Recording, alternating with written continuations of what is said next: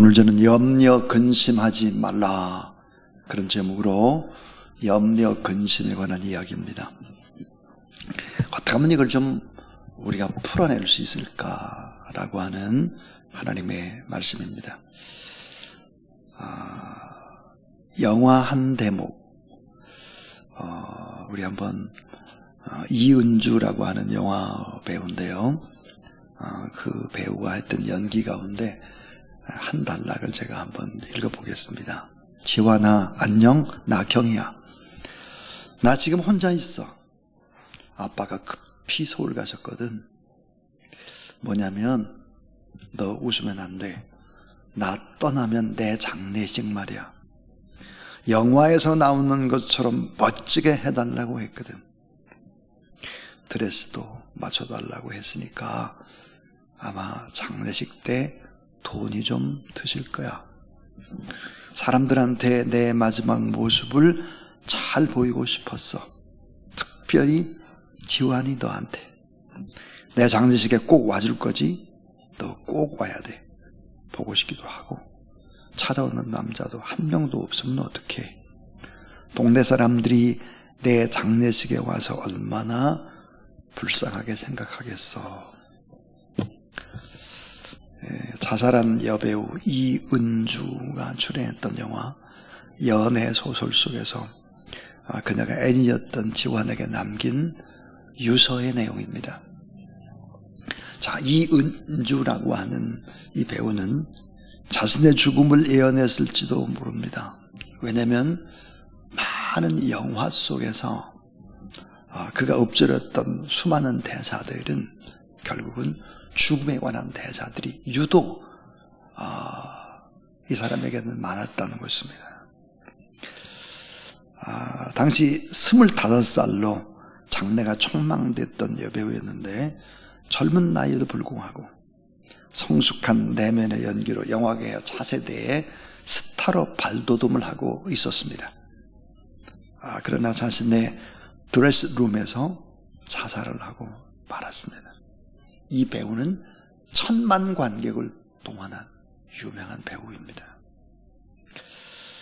자, 이은주라고 하는 사람이 왜 죽었는지는 모르지만 분명한 객관적인 사실 하나가 드러나고 있습니다. 그게 뭘까? 유독 그녀가 출연했던 영화에는 그녀는 죽는 역할을 많이 했다는 거예요. 많이도 너무 많이 했다는 거죠. 자, 죽음을 앞둔 사람들이 해야 되는 말을 수없이 되뇌이고 반복하고 연습하고 연기를 한 것입니다. 자, 우리는 여기서 아주 중요한 것 하나를 생각할 수 있습니다. 그것은 바로 언어의 중요성입니다. 언어. 자, 이 언어의 중요성을 몇 가지 얘기할 텐데요. 독일의 철학자인 하이데거는 우리가 말하는 언어라고 하는 것이 존재의 집이다 그랬습니다. 존재의 집. 그러니까 말하는 것을 보면 그 사람 속에 어떤 존재로 그가 살아가느냐 알 수 있다. 존재의 집이다 그랬습니다. 또 언어라고 하는 것은 행복론을 썼던 세네카는 마음의 지표다 그랬습니다. 마음의 지표. 그 마음이 어떤지를 측정해 볼 수 있는 지표. 조셉 머피라고 하는 유명한 머피의 법칙으로 유명한 조셉 머피는 이렇게 말했습니다. 언어는 능력의 원천이다. 성경과 참 흡사하죠. 그런데 여러분, 에너지 버전의 법칙, 유명한 노벨상을 받았던 물리학상을 받았던 아인슈타인은 이런 얘기를 했습니다. 창조적인 힘이다. 언어는 뭘까? 창조적인 힘이다 그랬습니다. 그 다음에 이제 또 하나, 매튜 헨리의 그 글을 인용을 하면서 송원준 목사님은 언어의 중요성을 이렇게 말했습니다. 인간의 타락은 언어의 타락으로부터 시작이 된다. 사회가 타락하고 사회가 망하는 그 시발점이 뭘까? 언어다 그랬습니다. 언어. 그러니까 언어 그 자체는 뭘까? 힘입니다. 언어 그 자체는 뭘까? 에너지입니다. 언어 그 자체는 뭘까? 창조적인 힘입니다. 야고보서 1장 26절에 누구든지 스스로 경건하다 생각하며 자기 혀를 재갈 먹이지 아니하고 자기 마음을 속이면 이 사람의 경건은 헛것이라 그랬습니다. 그러니까 이 언어라고 하는 것은 지혜와 능력 그 자체이면서 또 하나 꼭 기억해야 될 것이 있습니다. 제가 늘 강조하는 얘기 가운데 하나죠. 따라하세요. 언어는 가장 위대한 유산이고 축복이다. 예, 언어는 가장 위대한 유산입니다. 자녀들에게 물려줄 수 있는 가장 위대한 유산은 돈이 아닙니다. 아파트가 아닙니다. 건물이 아닙니다. 주식이 아닙니다. 가장 위대한 유산은 언어입니다. 언어가 가슴 속에 있는 한 축복의 언어, 축복의 인생을 살게 되는 거죠. 그래서 잠언 25장 11절은 뭐라고 말하느냐? 경우에 합당한 말은 아로새긴, 따라하세요. 은쟁반에 금사관이라. 한번 생각해봐요. 은쟁반에다가 금사과가 소복하게 담겨 있습니다. 축복이라는 말이에요. 자, 오늘 말씀을 보면 이스라엘 백성들이 하나님 앞에서 뭐 했나? 근심, 걱정하고 원망, 불평, 분노했다는 거예요. 이러면 안 되는데 말이에요. 예수님께서 이렇게 말씀하셨어요. 마태복음 6장 31절 32절에서 그러므로 염려하여 이르기를 무엇을 먹을까 무엇을 마실까 무엇을 입을까 하지 말라. 이는 다 이방인들이 구하는 것이나 너희 천부께서는 이 모든 것은 너에게 있어야 될 것을 이미 아시느니라. 그러면 내일 일을 위해 염려하지 말라. 내일 일은 내일 염려할 것이고 한날의 괴로움은 그날에 족하니라. 사도 바울도 로마의 사형수가 빌립보 감옥에 갇혔습니다. 그리고 이런 고백을 하죠. 빌립보 4장 6절 아무것도 염려하지 말고 오직 모든 일에 기도와 간구로 너의 구할 것을 중요한 단어 감사함으로 하나님께 아뢰라 그랬습니다. 자, 무엇을 먹을까 무엇을 마실까 무엇을 입을까 절대로 염려하지 말아라 이렇게 말씀을 합니다. 인생의 모든 문제는 염려로 해결되는 것이 아니고 믿음의 언어로 해결되는 것입니다. 믿음의 언어, 믿음의 기도로 해결되는 거죠. 신명기 8장 16절에 내 조상들도 알지 못하던 만나를 광야에서 내게 먹이셨다 그랬어요. 우리 뭐 광야 그러면 광야는 물이 없고 식량이 없고 결국은 살기가 어려워요. 근데 그럼에도 불구하고 광야에 가보면 여우도 살고 각종 짐승들도 살고 뱀도 개구리도 풍뎅이도 살아갑니다. 이들은 뭐예요? 다 살아요. 물을 먹지 못하면 모두 다 죽는데 이들은 이런 문제를 어떻게 해결할까 하는 것입니다. 그 비밀이 담겨져 있죠. 그 비밀이 뭘까요? 이슬입니다. 이슬. 하나님이 은혜로 내려주는 이슬. 사막에는 낮에는 뜨겁지만 밤에는 뭐 없이 춥죠. 기온차 때문에 새벽에 이슬이 내리죠. 여우는 바위에서 내리는 이슬을 핥아먹고 삽니다. 개구리는 자기 등과 얼굴 주변에 있는 이슬을 앞다리를 훔쳐 먹습니다. 풍뎅이는 자기 등에서 이슬이 내리고 나면 몸을 낮춰서 입 주변으로 이슬이 흘러내도록 해서 그것을 핥아먹습니다.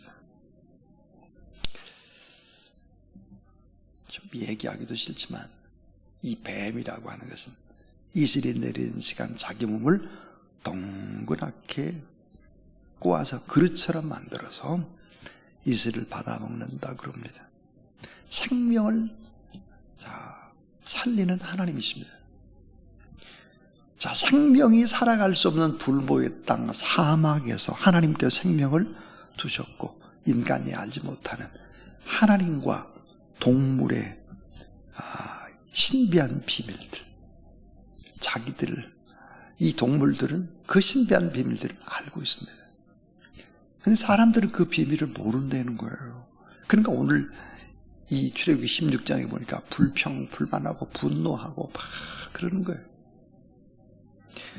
오늘 몇 가지 이 광야에서 하나님이 어떻게 축복하는가 하는 얘기를 나누려고 합니다. 그 첫 번째, 인생의 차가운 밤, 광야의 밤은 이슬이 내리는 시간입니다. 이슬. 인생의 차가운 밤, 광야의 밤은 이슬이 내리는 시간이다. 인생의 광야길을 걷고 있는 분들, 특별히 산막 같은 인생을 살아가는 분이 있다고 하면, 또 차가운 밤, 고독한 시린 사막의 밤, 절망과 고통의 광야 인생길에서 이제 긴 밤을 맞고 있는 분들, 이 사람들은 그 밤에 이슬이 내리는 시간입니다. 이슬이 뭡니까? 하나님의 은혜입니다. 하나님의 은혜. 은혜가 내리는 시간이에요. 하나님이 먹이시는 하나님을 만날 수 있고 지키시고 돌보시고 보호하시고 공급자 하나님, 그 하나님을 만날 수 있다는 거예요. 인생의 광야는 먹이시는 하나님을 만나는 귀한 시간입니다. 참 저는 목회를 하면서 그런 생각들을 참 많이 합니다. 하나님이 먹이시고 하나님이 입히시고 하나님 바라보며 내위인으로 살아간다고 하는 것은 하나님의 분깃을, 하나님이 직접 나의 공급원이 되신다는 사실들을 종종 깨닫게 합니다. 하나님은 어떤 분이실까? 넉넉하신 분이시죠.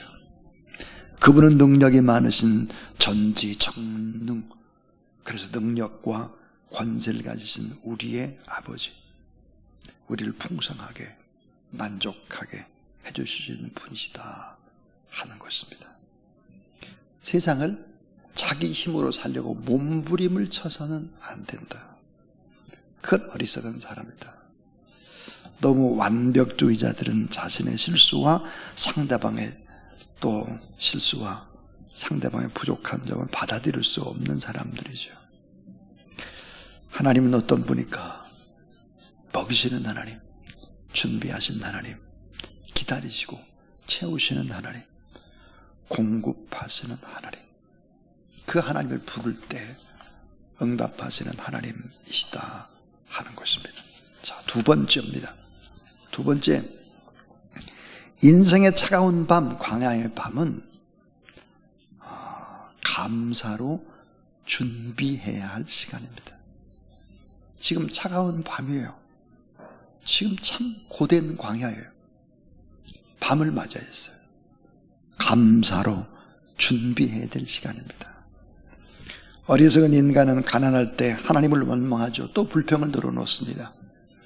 일이 잘 안 될 때 하나님께 더 가까이 가서 더 깊이 기도해야 될 그때, 더 영적인 기초의 기회를 쌓아야 될 그때, 근데 오히려 이 기회를 잊어버릴 때가 많죠. 오늘 출애굽기 16장 7절에 여호와께서 너희가 자기를 향하여 원망함을 들으셨도다. 출애굽기 16장 8절, 9절, 11절, 12절 다 여호와께서 너의 원망을 들으셨다. 민수기 24장 28절에 보니까 너의 말이 내 귀에 들린 대로 내가 그대로 행한다 그랬습니다. 그러니까 원망이나 불평이나 이런 게 많으면 하나님이 그걸 다 들어요. 그대로 현실적으로 이루어지게 해주겠다는 거예요. 그러니까 광야는 준비시키는 축복의 학교가 광야입니다. 고독의 경험, 이것도 축복입니다. 또 이 광야는 인격을 연마할 수 있죠. 그래서 모세를 가리켜서 온유함이 지면의 모든 사람보다 승하다. 민수기 12장 3절에 그렇게 말합니다. 고독의 경험, 인격의 연마, 그 다음에 실력의 축적입니다. 광야가 있어야 실력이 축적돼요. 자, 무명 시절을 어떻게 보내느냐가 인생의 승패를 좌우하죠. 아주 보수적인 학자죠. 경제학자인데 공병우 박사가 이런 말을 주로 하셨어요. 10년을 한 자리에서 성실근면으로 있으면 지식이 폭발할 때가 분명히 있다. 저는 이렇게 말하고 싶어요. 10년 동안 코박 빼먹지 말고 새벽 기도 해봐라. 폭발할 때가 있을 것이다. 챔피언은 링에서 결정되는 것이 아니죠. 아무도 보지 않고 인정해 주지 않는 외로운 곳에서 땀 흘림으로 결정이 되는 것입니다. 그러니까 어려움이 있을 때 오히려 감사하며 광야 시절 감사의 내공을 축적하라 하는 거예요. 감사의 내공을 축적하라. 전 요즘 조금 고민이 있습니다. 우리 성도들을 보면서 우리가 제1번으로 주보에 늘 언제나 감사에 관한 얘기 하잖아요. 그런데 요즘에 보면 우리 성도들이 감사의 헌금을 훨씬 더 적게 합니다. 제가 유심히 보죠. 참 감사. 우리 성도들이 감사를 많이 해야 되는데 감사의 예물을 봉헌하는 것도 현격히 떨어지고 있습니다. 이거는 비신앙적이죠. 오히려 인생의 차가운 밤, 광야의 밤은 감사로 준비해야 되는 시간이 틀림없습니다. 세 번째입니다. 세 번째는 하늘로부터 신령한 양식이 내려옵니다. 자, 그러니까 생명을 먹이시는 하나님 아버지를 경험하는 거예요. 고난을 통해서 말이에요. 마틴 루터는 만나를 이렇게 정의했습니다. 귀한 선물인데 이게 뭐냐? 이렇게 해석했습니다. 만나를. 시편 78편 24절이나 시편 105편 40절에 보니까 하늘의 양식이다 그랬어요. 하늘의 양식. 느헤미야 9장 20절에 보니까 주의 만나 그랬습니다. 또 요한복음 6장 31절에 보니까 하늘에서 내려온 떡이다 그랬고, 고린도서 10장 3절이니까 신령한 음식이다 그랬습니다. 근데 이게 하늘에서 내렸다 그랬어요. 온갖 좋은 것들은 다 하늘에서 내리는데 이 만나가 하늘에서 내렸다. 근데 어떻게 내렸느냐? 비같이 내렸다는 거예요. 비같이 내렸다는 뜻이 뭐야? 모자람이나 부족함이 없이 내렸다는 거예요. 네. 이런 생각을 해요. 이스라엘 백성들이 광야에 있었던 사람의 숫자가 장정, 군대의 수가 60만이 넘어요. 그렇다면 전체 수를 헤아리면 200만이 훨씬 넘습니다. 200만이 넘는 이 사람들을 40년 동안 먹도록 하셨다는 거예요. 40년. 그러니까 비같이 충분히 내려주셨다. 그 다음 또 하나는 공평하게 먹을 수 있었다는, 공평하게. 자, 비축이 불가능한 광야. 너무 돈내서 비축하는 거 이런 것보다는 욕심과 탐심을 제거하도록 하루 묵히면 썩는 것입니다. 이런 훈련들을 왜 했겠습니까? 그것은 바로 노예 근성으로 살던 사람들이 이제는 하나님께서 공급자가 되고 하나님이 나를 지켜주신다. 이런 사실들을 훈련하는데 40년이 걸린 것입니다. 마지막 네 번째입니다. 마지막 네 번째는 인생의 광야에서 두 가지 만나를 먹어야 자족이 됩니다. 만족이 되는 거예요. 인생의 광야에서 두 가지 만나를 먹어야 자족이 된다 그랬어요. 이건 뭐예요? 육체의 허기를 채우는 만나입니다. 육체의 허기를 채우는 만나가 꼭 필요하죠. 사람에게는. 그런데 더 중요한 거 있어요. 영혼의 허기를 채우는 만나입니다. 영혼의 허기. 그게 뭘까요? 신의 산에서 받은 율법입니다. 하나님의 말씀입니다. 하나님의 말씀.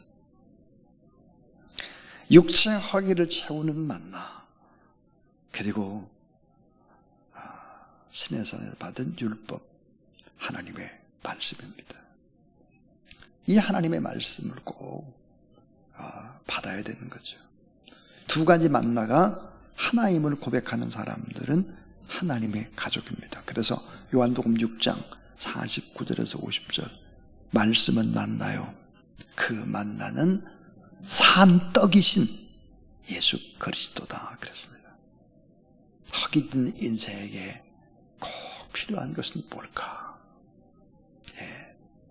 육체적인 만나도 필요하지만 진정한 만나인 예수 그리스도가 필요하다 하는 것입니다. 자, 오늘 저는 광야의 얘기를 하면서 정말 염려하고 근심하면 안 된다 하는 얘기를 했습니다. 너무 염려, 근심하지 마라. 죽겠다, 힘들다, 뭐 그렇게 되는 거죠. 그렇게 하지 말고 언제나 근심, 걱정, 염려나 또 세상의 타락이나 잘못되는 것은 다 어디에서 올까?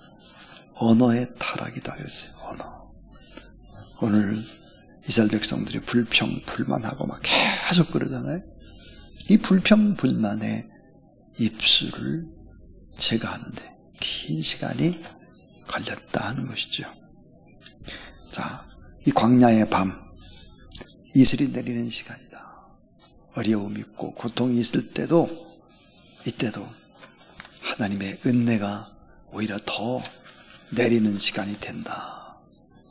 인생의 차가운 광야의 밤은 오히려 우리가 감사로, 역으로 감사로 준비해야 되는 시간이다. 또 신령한 양식이 결국은 어디서 올까? 사람에게 오는 것이 아니에요. 하나님께서 내리시는데 하나님이 사람의 마음을 움직여서 내리죠. 생명을 먹이시는 아버지다. 그래서 하나님은 두 가지 만나를 우리에게 먹여주신다.